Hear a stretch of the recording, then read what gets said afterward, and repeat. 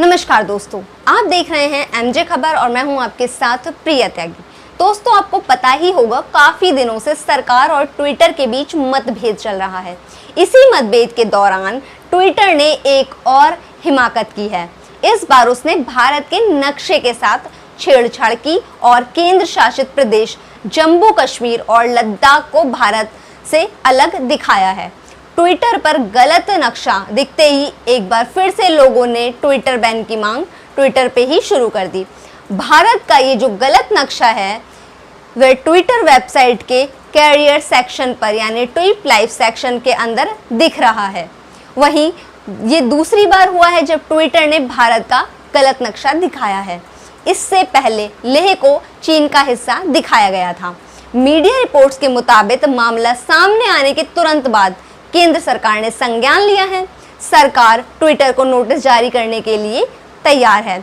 उससे क्या फायदा होने वाला है आपको पता होगा। अभी बीते शुक्रवार को ट्विटर ने भारत के कानून और आईटी मंत्री रविशंकर प्रसाद के अकाउंट को 1 घंटे के लिए ब्लॉक कर दिया था।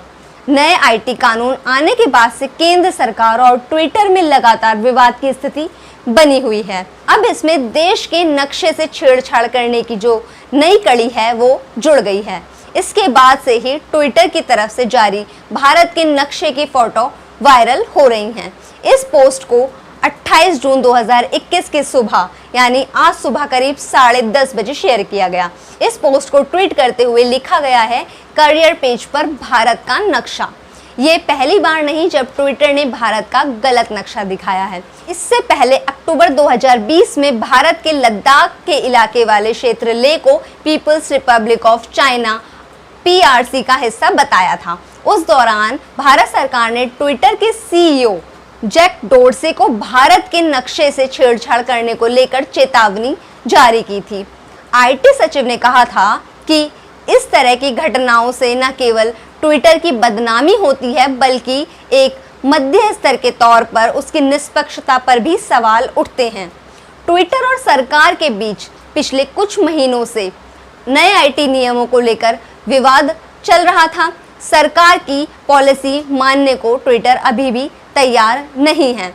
वहीं सरकार ने भारत में कंपनी को शिकायत अधिकारी रखने का निर्देश भी दिया है।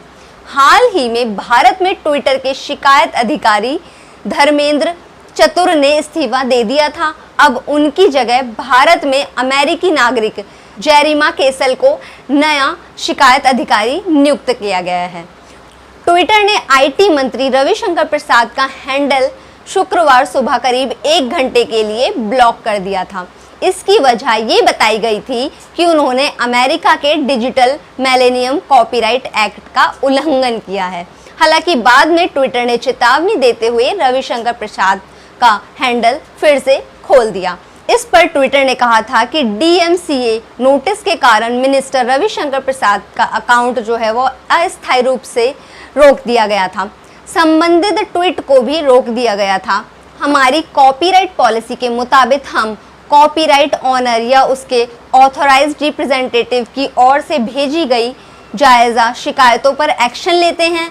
अब आपको क्या लगता है कि जब देश में आईटी मिनिस्टर का अकाउंट ब्लॉक हो सकता है, यही नहीं कुछ समय पहले उपराष्ट्रपति का भी जो ब्लूटूथ है उसको छीन लिया गया था। वहीं RSS के तमाम नेताओं का अकाउंट अनवेरिफाइड बता दिया गया था।